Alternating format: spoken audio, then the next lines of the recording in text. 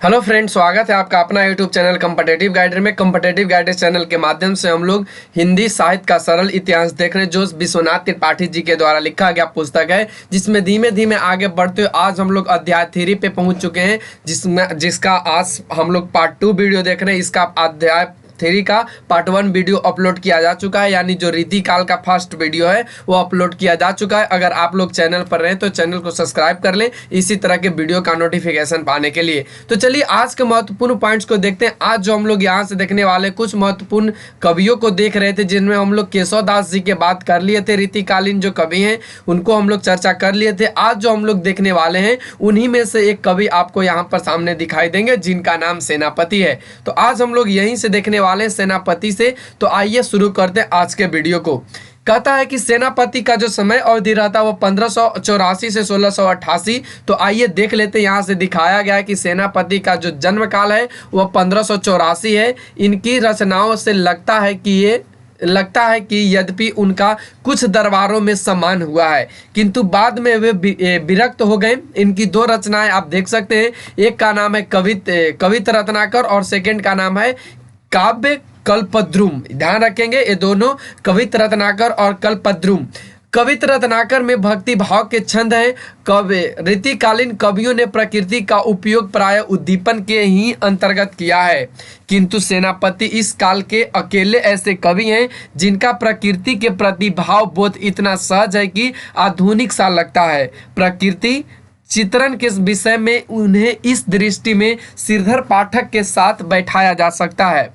यह सेनापति की बहुत बड़ी विशेषता है। राम कथा देखिए, यहाँ से राम कथा पर इनके अनेक छंद मिलते हैं। एक पंक्ति आइए देख लेते हैं, ऊपर की ओर बढ़ते हैं। तो देखिए यहाँ से कहा गया है कि एक पंक्ति में इन्होंने शरद पूर्णिमा को चंद्र ज्योत्सना की उपमा रामचंद्र के यश से दी है। राम के सो जस उरध गगन है। ऋतु वर्णन में इनका सादृश्य विधान मौलिक है। वर्षा का यह वर्णन आप देखिए कैसे कहता है। सेनापति उन्हें नए जलद सावन के चारही दिशान घुमत भरे तो कै। शोभा सरसाने न बखाने जात कहू भांति। आने है पहाड़ मानो काजर के ढोए कै। धन घनसो गगन छपयो तिमिर सघन भयो। देखी न परत मनो रवि गयो खोए कै। चारी मास भरी श्याम निशा को भरम मानी। मेरी जानी, देखिए यहाँ से मेरे जानी यही ते रहत हरि सोए कै। तो ये यहाँ से आपने देखा, और ये जो था सभी यहाँ से आपने देखा सेनापति जी के कुछ यहाँ से पंक्ति। आइए अब हम लोग देखते हैं रीति सिद्ध कवि। रीति सिद्ध कवि में आप सबसे पहले बिहारी को आइए देख लेते हैं। तो बिहारी का जो जन्म होता है वह लगभग 1606 ईस्वी में हुआ है। शुक्ल जी का अनुमान है कि वे 1663 तक विद्वान रहे।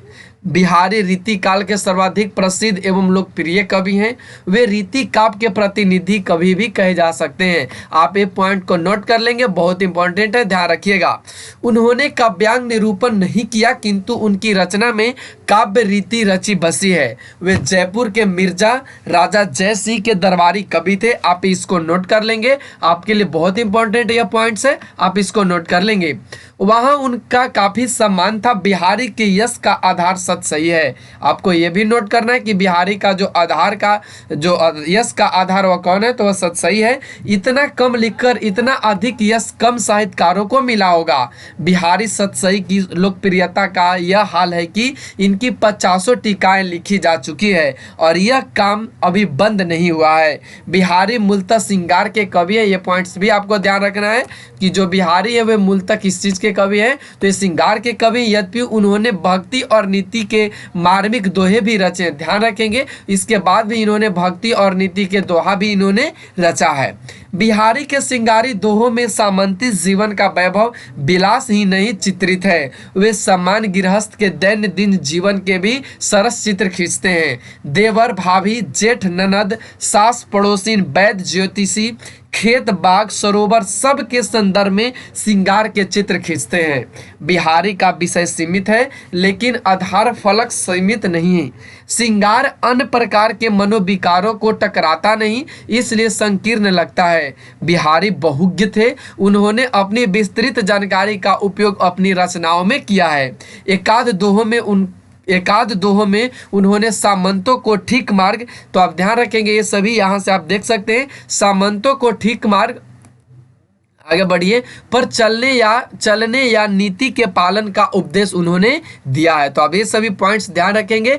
बिहारी अनुभवों के विधान से भाव की व्यंजना में निपुण है, यह उनका प्रिय कौशल है। इनके लिए वे नायक नायिकाओं की चेष्टा का वर्णन निहायत ढंग से करते हैं। बहुत चर्चित दोहों में उनकी यह निपुणता देखी जा सकती है। देखिए यहाँ से इनकी कुछ पंक्ति दिया गया है दोहा के रूप में।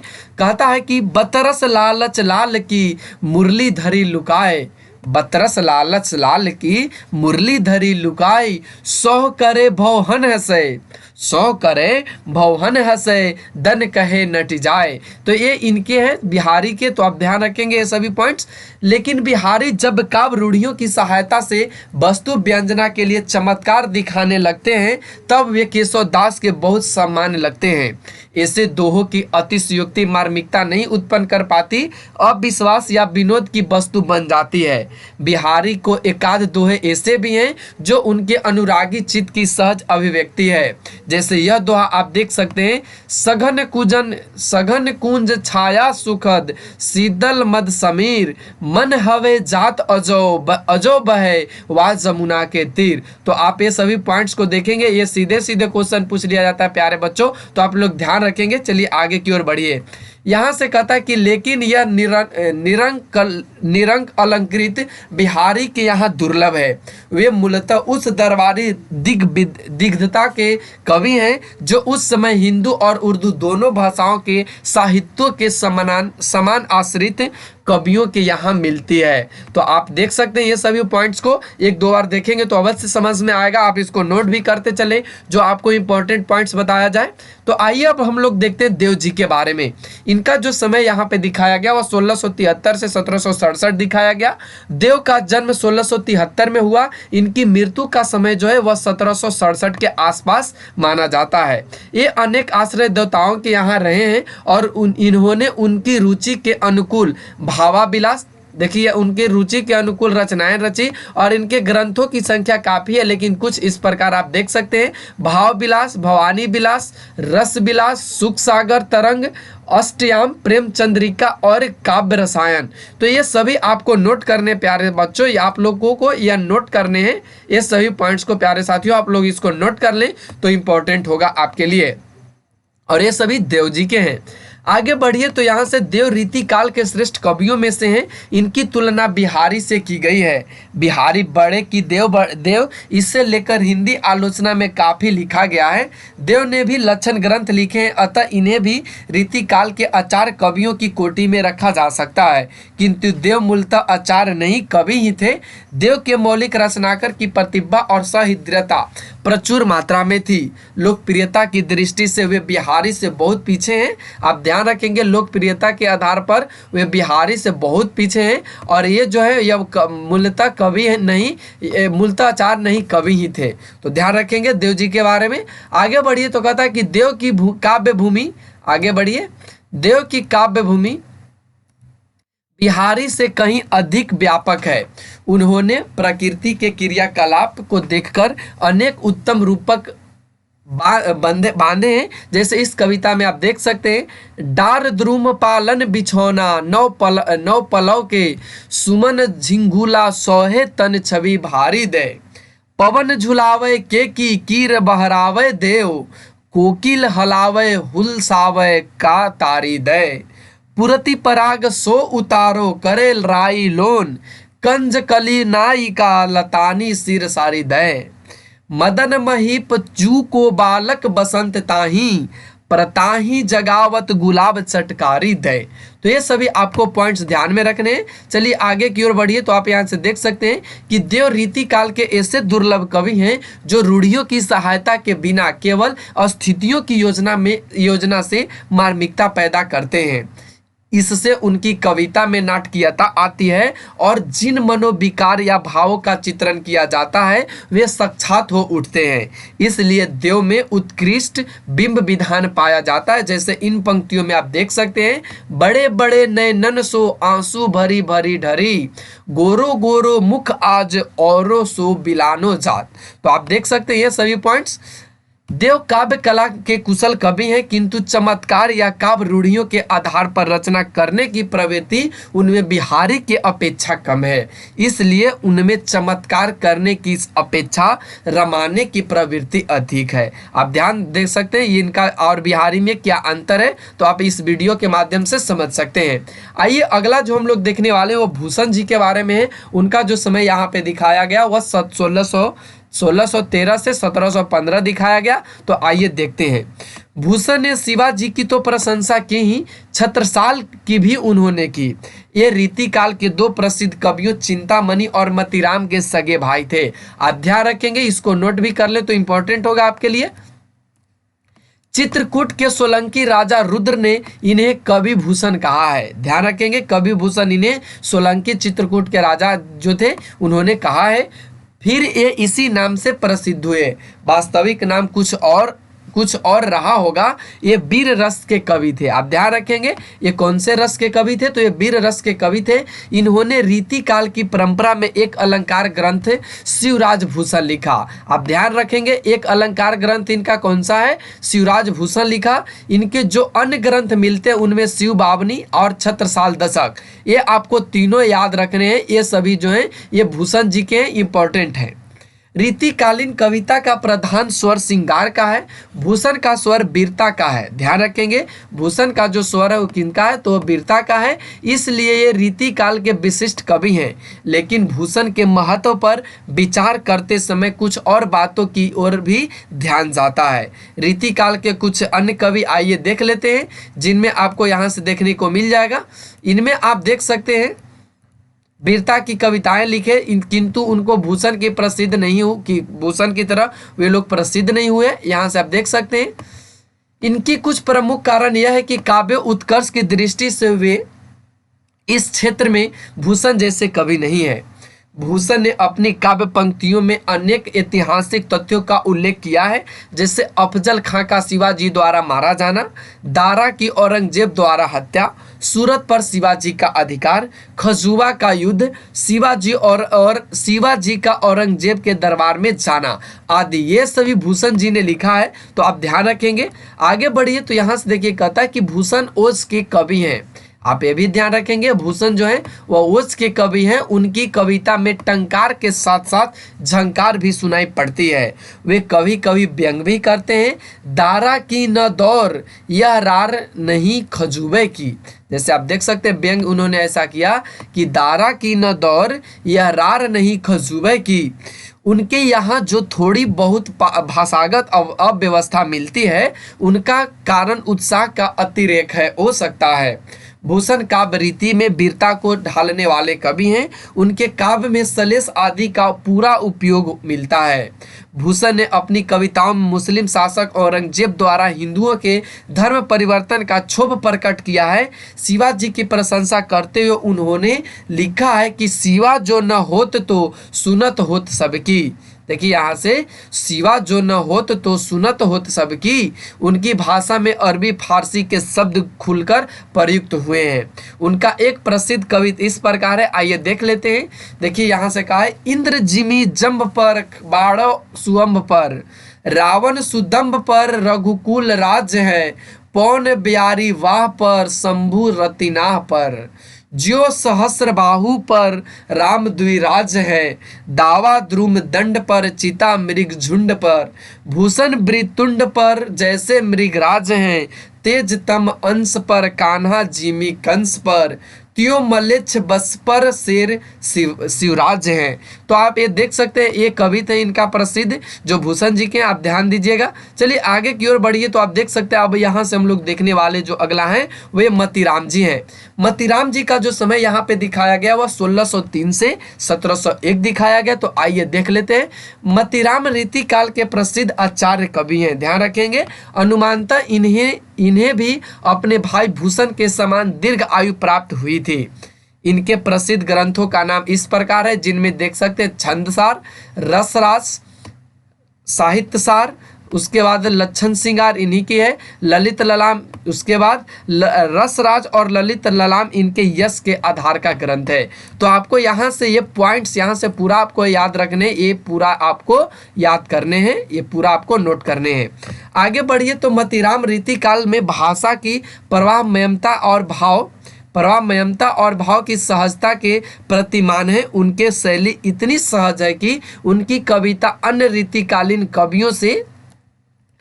जो रीतिकालीन कवि उनसे अलग करती है। वे रीतिकाल में व्याप्त चमत्कारी से लगभग अछूते रचनाकार हैं। आप ध्यान देंगे यहाँ से अछूते रचनाकार हैं। उनकी भाव योजना बिल्कुल सीधी होती है। वे बात को घुमाकर कहने में विश्वास नहीं करते। वे काव्य रूढ़ियों का कम से कम उपयोग करते हैं। लक्षण ग्रंथों के रचयिता होने के बावजूद उनके काव्यों में अलंकृत पद योजना बहुत कम मिलती है। मतीराम असमान स्थितियों का गुम्फन नहीं करते। दैनंदिन जीवन की समान स्थितियां कभी कभी विशिष्ट संदर्भ में किसी प्रकार अलौकिक अनुभूत करा सकती हैं। इसका समीम रूपमय संगीत के जगत के खंड कभी कभी किस प्रकार हृदय में संयोजित होकर अखंड और असीम का अनुभव कराकर हमें सार्थक कर जाते हैं। इसका पता मतीराम के अनेक पदों से लगता है। श्रृंगार के क्षेत्र में भक्त कवियों जैसे सहजता मतीराम की रचनाओं में मिलती है। रीतिकाल में इस दृष्टि से अनेक सहचर केवल पद्माकर हैं। उनकी काव्यगत सहजता का उदाहरण इस प्रकार है। तो यहाँ से बताया गया आपको मतीराम और पद्माकर जी के बारे में। तो उम्मीद है आपको समझ में आया होगा। देखिए यहाँ से कुछ दिया गया उदाहरण के फॉर्म में। कहता क्यों न आखिन सो निहंसक हवे, मोहन को तन पानी निजय, नेकु निहारे कलंक लगे, यही गांव बसे कहूँ कैसे के जीजे। होत रहे मन यूं मतीराम कहूँ बन जाए बड़ो तप कीजे, हवे बनमाल लिए लगिए अरु हवे मुरली अधरा रस पीजे। तो आप देख सकते हैं ये किस तरह से यहाँ से सहजता और काव्यगत के अनुसार उदाहरण दिया गया है। अगला जो हम लोग देखेंगे वे पद्माकर जी को देखेंगे। और पद्माकर का जो समय अवधि यहाँ से आप देख सकते हैं, उनका जो समय अवधि रहा हुआ 1753 से 1833 रहा। इससे पद्माकर के बारे में आइए देखते हैं। तो कहता है कि पद्माकर का जो जन्म हुआ होता है वो बादा में हुआ था। ये रीति काल के अत्यंत प्रसिद्ध एवं लोकप्रिय कवि हैं। ये अनेक गुण ग्राहकों द्वारा सम्मानित किए गए। सुगरा, सितार, जयपुर, ग्वालियर के दरबारों में इनका आदर हुआ। हिम्मत बहादुर जो बादा और अवध के नवाबों के सेना अधिकारी थे के नाम पर इन्होंने हिम्मत बहादुर बिरुदावली लिखी है। ध्यान रखेंगे उनके नाम पे इन्होंने लिखा हिम्मत बहादुर बिरुदावली।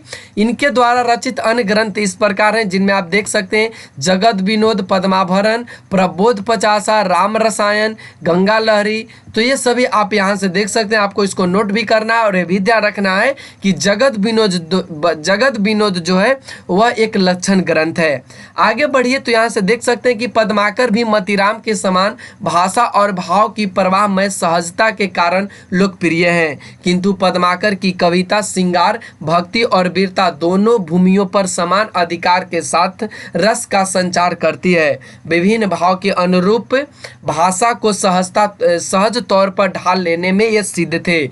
पंडित रामचंद्र शुक्ल के शब्दों में इनकी भाषा में वह अनेक रूपता है जो एक बड़े कवि में होनी चाहिए। भाषा की ऐसी अनेक रूपता गोस्वामी तुलसी जी में दिखाई पड़ती है। पद्माकर के काव्य में कहीं कहीं विदग्धता भी मिलती है, लेकिन वह केंद्रीय भाव में ढल जाती है। पद्माकर में बिहारी की तरह समुचित बाह्य चेष्टाओं की आप देख सकते हैं जो बाह्य चेष्टाएं हैं उनकी योजना द्वारा आंतरिक भाव को व्यंजित करने की प्रतिभा थी, किंतु इसमें चमत्कार प्रियता नहीं के बराबर मिलती है। इनके वीर रस की कविताओं में भूषण की तरह ही विरोचित योज तो है, किंतु भाषा व्यवस्थित बनी रहती है। पद्माकर की गंगा लहरी में एक शांतकामी चित्त की कतरकता और गंगा के महामत्य पर अटूट श्रद्धा दिखलाई पड़ती है। पद्माकर के काव्य में बुंदेलखंड की प्रकृति का सजीव चित्रण हुआ है। इनकी काव्य भाषा में अनुप्रासों की छटा देखते बनती है। बिहारी और पद्माकर को रीतिकाल के दो छोर कहा जाता है, ध्यान रखेंगे आप लोग। बिहारी रीतिकाल के प्रारंभिक श्रेष्ठ कवि हैं। आप ध्यान रखेंगे, जो बिहारी हैं वे रीतिकाल के प्रारंभिक श्रेष्ठ कवि हैं, तो पद्माकर अंतिम, ध्यान रखेंगे पद्माकर अंतिम है। यह काल अवधि लगभग 200 वर्षों की है। पद्माकर के काव्य की विशेषता भाव को व्यंजित करने में समर्थ सजीव चित्र खींच देने में है। दिए हुए सवैये से इस प्रकार की इस कथन की पुष्टि हो जाएगी। देखिए यहाँ से कहा गया है, फागु का भीर अभिरीन के गाही गोविंद ले गई भीतर गोरी, भाई करी मन की पद्माकर ऊपर नाई अबीर की झोरी, छीन ही पीतम्बर कमर तेसु विदाह दई मेरी पोलन रोरी, नैन नचाए कहीं मुस्काए लला फेरी आइयो खेलन हीरो होरी। तो ये सभी आप यहाँ से देख सकते हैं। अब आइए हम लोग जो देखने वाले हैं, अब गंग जी के बारे में देखने वाले हैं, जो 16वें शती के कवि हैं। तो यहाँ से आप देख सकते हैं कि गंग अकबर के दरबारी कवि थे, अतएव इनका समय 16वीं शती ही रहा होगा। ये रहीम के मित्र थे, ये परम स्वाभिमानी रहे होंगे। गंग का व्यक्तित्व भारतीय साहित्य में अनुपम है। इनको किसी सामंत ने हाथी से कुचलकर मरवा डाला। इनका कोई ग्रंथ नहीं मिलता है, लेकिन समकालीन और परवर्ती कवियों ने इनका नाम अत्यंत सम्मान से लिया है। कहा गया है कि तुलसी गंग दुओ भय कवियन के सरदार।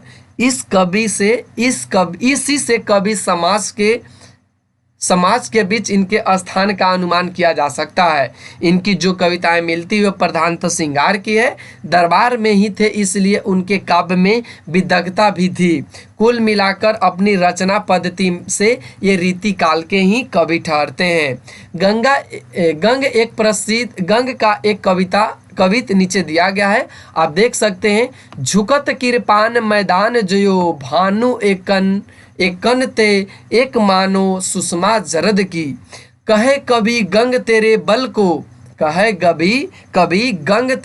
को बयारी लगे, फूटी गज घटा जयो सरद की।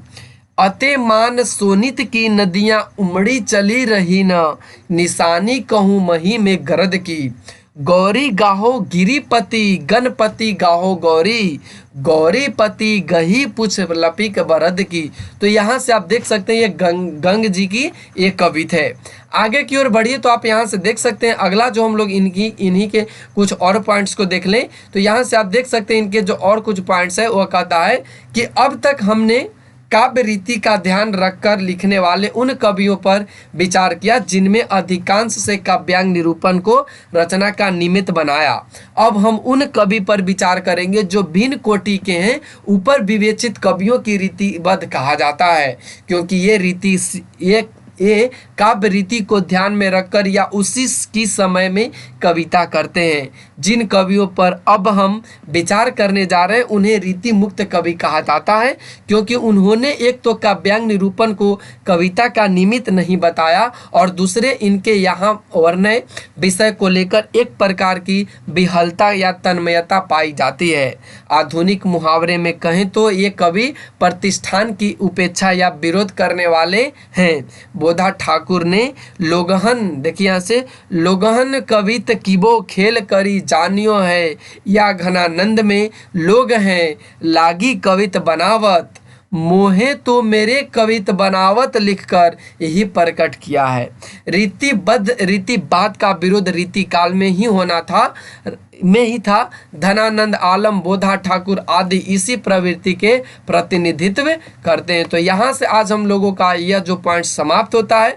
कल जो हम लोग देखेंगे वह रीति मुक्त कवि को देखेंगे, जिनमें आप घनानंद को देखेंगे। तो आज के लिए बस इतना ही। कल से फिर अगले हम लोग वीडियो में अगले पॉइंट्स को जानेंगे। तो आज के लिए बस इतना ही। Thanks for watching, take care. अगर वीडियो अच्छा लगता है तो लाइक अवश्य कर दें। तो आज के लिए बस इतना ही।